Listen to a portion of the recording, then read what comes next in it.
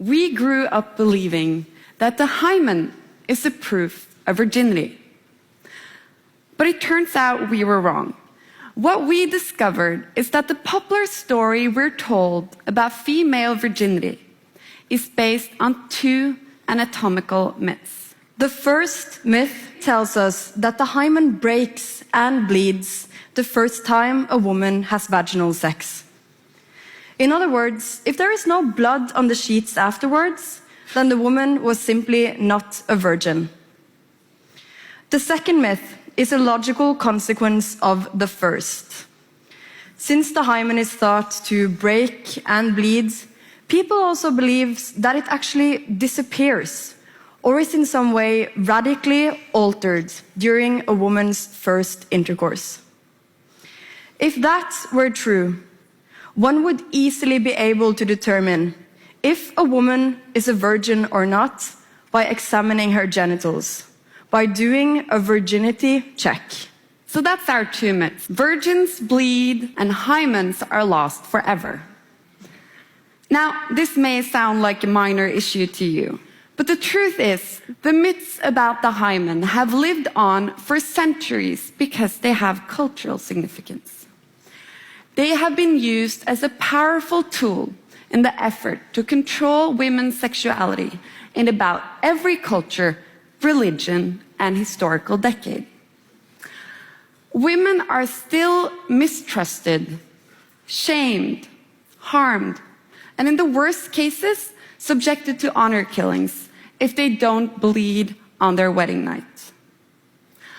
Other women are forced through degrading virginity checks simply to obtain a job, to save their reputation, or to get married. The absurdity of virgin testing is illustrated in a study done on 36 pregnant teenagers. When doctors examined their hymens, they could only find clear signs of penetration in 2 out of the 36 girls. So unless you believe in 34 cases of virgin births, we must all agree, you simply cannot look a woman between her legs and read her sexual story. The hymen is nothing like a piece of plastic you can wrap around your food or a seal. In fact, it's more like this: a scrunchie or a rubber band. And you can stretch a scrunchie, right? You can stretch a hymen too. It's very elastic. And for a lot of women, the hymen will be elastic enough to handle a vaginal intercourse without sustaining any damage.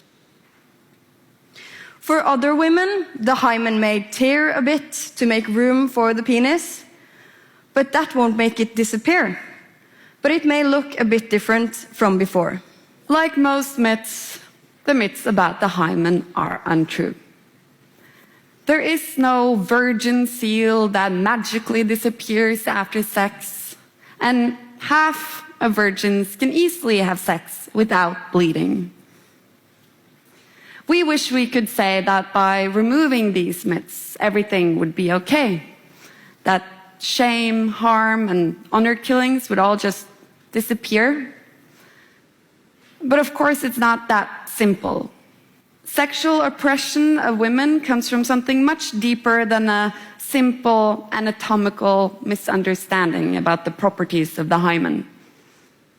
It's a question of cultural and religious control of women's sexuality, and that is much harder to change. But we must try.